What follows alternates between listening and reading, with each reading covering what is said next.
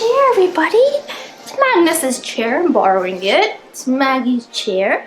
Hi guys, thanks for returning back to our channel.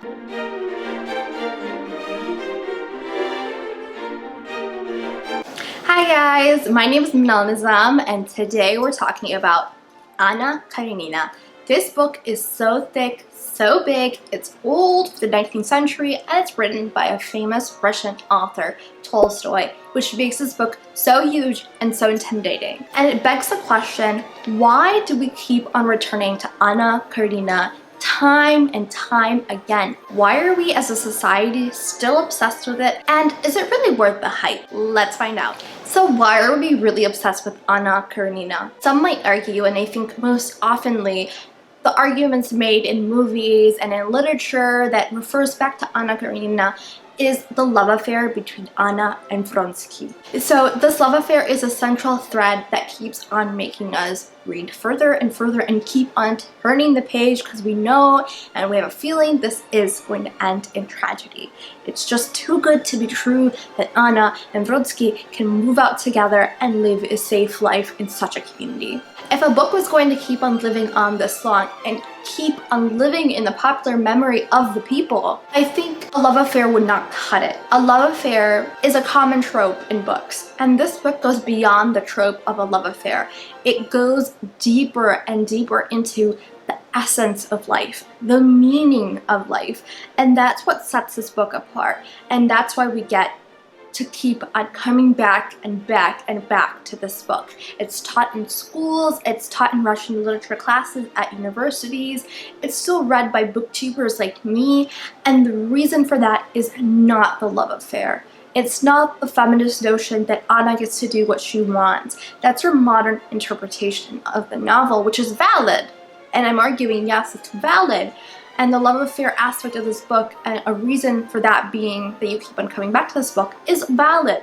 But the essential reason that we keep on coming back to this book is because it explores the meaning of life in all the major characters, all from Anna, from Levin, from Kitty, from Levin's brother, whose name I'm forgetting, and for Stiva, and the nature of happiness and their state of their happiness and how they're able to create that for themselves, or whether or not they're able to create that for themselves, which comes from the meaning of life. And the phrase, I'm not pulling the phrase meaning of life from anywhere, it actually exists in this book. So let's get started. The novel begins with the hair-raising line. Happy families are all alike. Every unhappy family is unique in its own way. And it kind of sets the tone for the entire novel. We're talking about what makes a family happy. Love never makes anybody happy in this book. It never gives them meaning in life. It only comes from the person who's in love, struggling to find happiness beyond the love of their life. So Anna's trying to find meaning in her life beyond Vronsky, and Levin is trying to find it beyond his love for Kitty, and Dolly's trying to find it beyond her marriage to Stiva. And this character struggle in this novel, the characters are struggling not for love, for their love affairs, for their marriages, but they're struggling to connect to something deeper than themselves. All the characters are aching for happiness and for meaning, and Anna and Levin especially. That's why a lot of people argue that Levin's storyline is so boring. He's in the countryside, he's living a simplistic lifestyle, he's not having the commotions that we see in Anna's storyline with the races and the people and the parties. He's living a very milder life, a very different Russia. And I think Tolstoy kept that storyline in there not to bore us, but to teach us something. I definitely was not bored. I was hooked on his journey, his spiritual journey, his inner journey of what it means to fall in love, what it means to have purpose or the lack thereof. So what I want to talk about today in this video, first of all, that the novel is a portrait about modernity and issues that come into play with modernity. The second thing is that meaning in life is necessary to move in life. And then third, we're gonna go deeper into Anna's story, into Anna's death, and why her death is so different from Levin's ending, why Levin keeps on living and Anna is dead. The first thing we're talking about is modernity's effect on love. So modernity's effect on love, this is so tough to talk about because first of all, at this time, the Industrial Revolution was completely unraveling the ways that society worked. Women, though they had traditional roles in Russia at this time, it seems from this book, they were given choices that other women were not. They were traveling on their own abroad. They were making their own decisions when it came to love.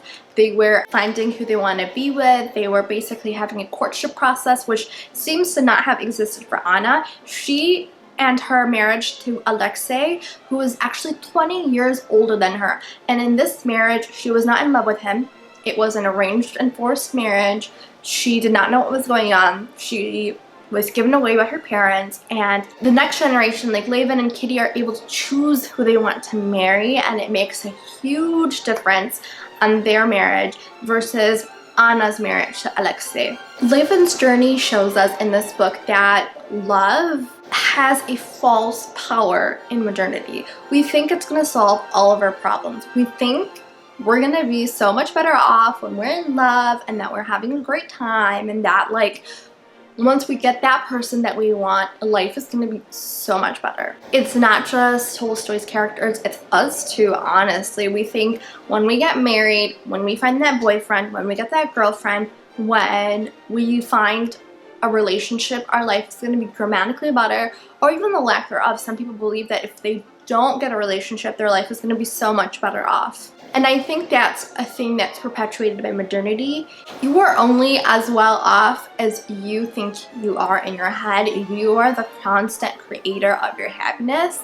And if you rely on a partner for your happiness, you're going to be ultimately very, very upset with your outcomes in life. For example, Levin says, "Freedom, what is freedom for? Happiness is only in loving and wishing her wishes, thinking her thoughts. That is to say, not freedom at all, that's happiness."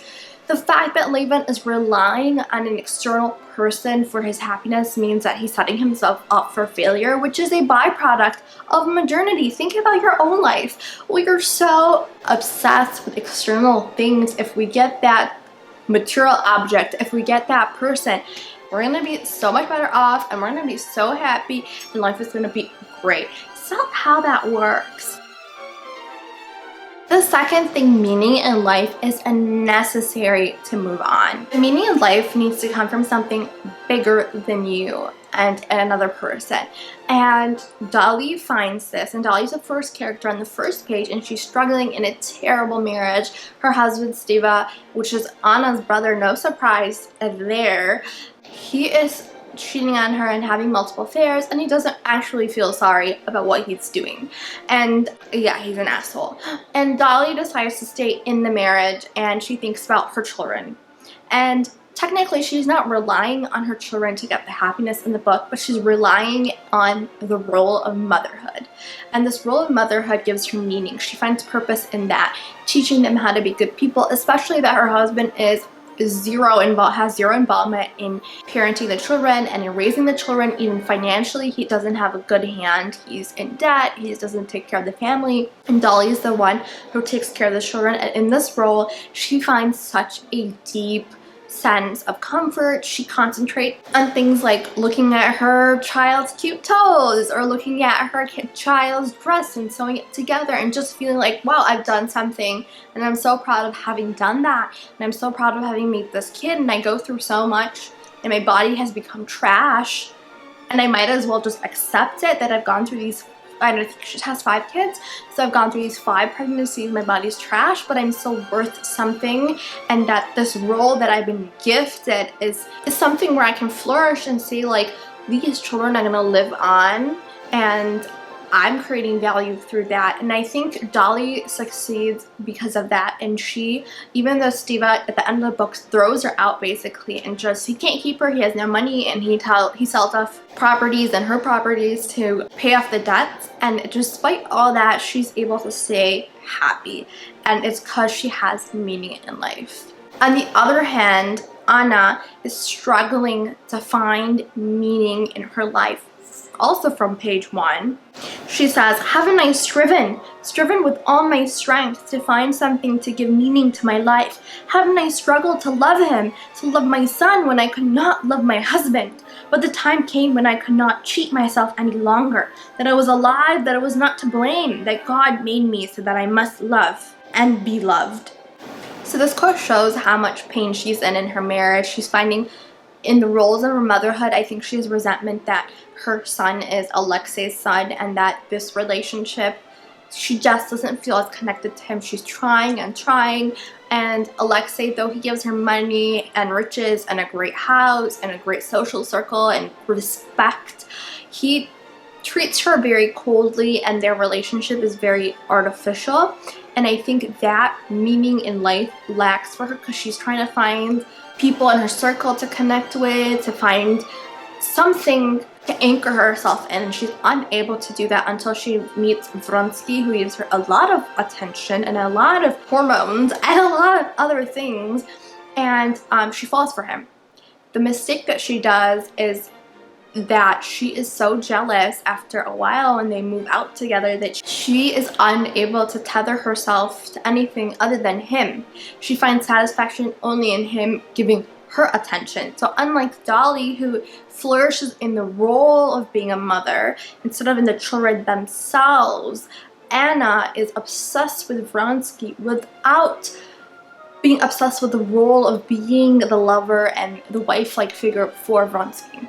And now that's very problematic because Vronsky's a person with needs and she's not letting him breathe. He changes her hobbies for her. He moves to Italy and he starts painting, and he was like, okay, I can become a fine art collector. Even though he has no idea what the hell he's saying and doing about art, he is just an amateur, but he's like, okay, I can be happy in this role that I have as Anna's lover and as a painter, and I find meaning.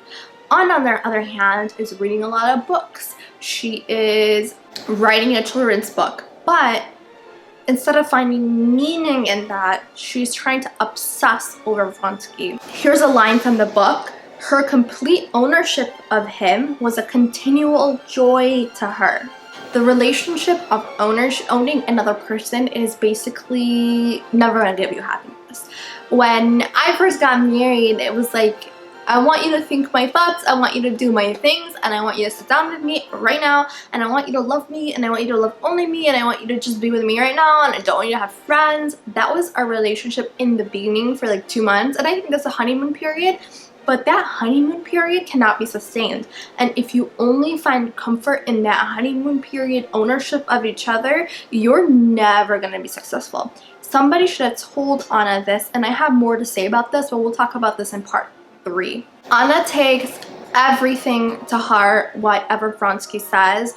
For example, the question of the possibility of having children had long been a subject of dispute and irritation to her. His desire to have children she interpreted as a proof he did not prize her beauty.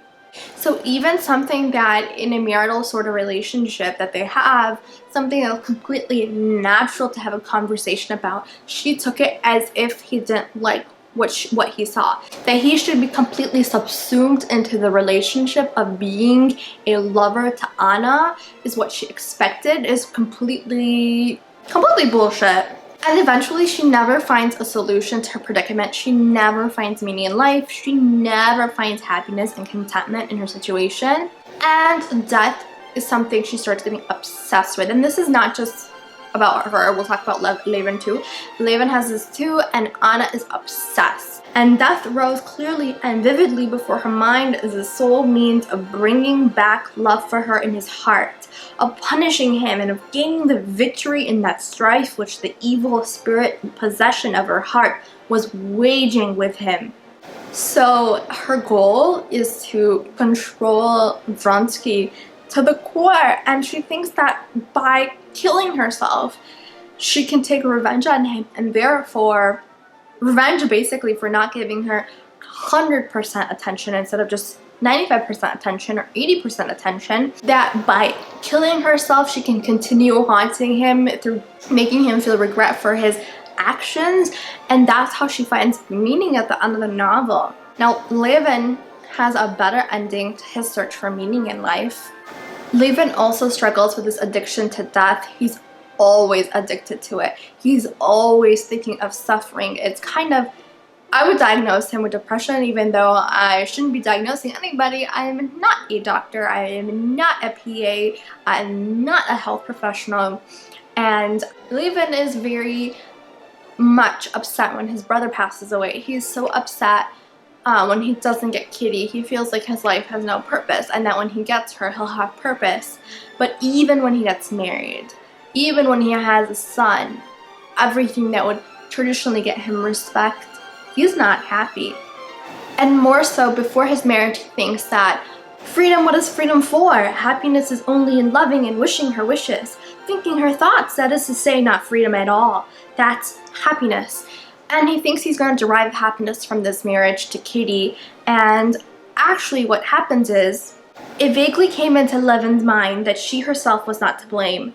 She could not be to blame for anything, but was to blame was her education, too superficial and frivolous. And he starts blaming her for the inconsistencies he sees in his life, what he compares, what he thinks before marriage is going to be his ideal life, and to the fact that after marriage, what he wants to do, his goals are not achieved, he's not in this blissful state, and he's comparing these two visions that he had and the reality of what happened. And he's like, well, Kitty's to blame. She's superficial. She's not as intelligent as me. I'm this intellectual, superior little guy. And that just shows how much he was incorrect about his marriage. And he goes on to also become jealous when this guy comes over and starts flirting with Kitty. It's nothing bad. He's just being inappropriate, but Kitty's being fine, and he should trust his wife and trust that she's not getting high on that tension. She's not pulling that forward. She's not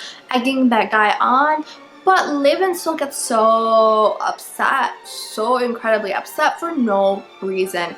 His jealousy gets the better of him. He wants to own Kitty basically and find meaning from that. And he then realizes at the end of the book that his struggle with atheism and theism and finding God versus no God was actually the meaning that in life that he needed. At the end of the book, he's thinking, and Levin, a happy father and husband in perfect health, was several times near suicide, that he hit the cord that he might not be tempted to hang himself, and was afraid to go out with his gun for fear of shooting himself. But Levin did not shoot himself and did not hang himself. He went on living. And at the end of the novel, he finds God. And he suddenly realizes at the end of the book that God is real, that he can feel his presence in nature, in the outdoors, outside, and that God's presence is real. And he has this moment where he's like, wait, what if Buddhism, Judaism, Islam, what if these religions are also correct? What if I'm not meant to be correct? What if this isn't a path? And then he realizes, wait, they're all paths to God, and I'm okay. I'm really okay. Like, I know he's real, and I feel his presence, and I found meaning in my life. And I think what this book also hints at is that town versus countryside. Levin, unlike Anna, is in the countryside, and he's able to have these kind of moments where he finds something greater than a person to fall in love with. He tries to fall in love with his work, and he's unable to. Anna, on the other hand, is always in the social aspect of life where she's hanging out with people, partying, Italy, this, that, and she's unable to connect with nature on a level to find meaning in the universe or a god or something greater than herself or in her children. She doesn't even look at her daughter that she has with Vronsky. She is very much like, okay, I had a kid, okay, I don't care about her. And so I think, so that's how this novel argues that to live a life, meaning is necessary. You need to have meaning to give you happiness, and a person cannot do that.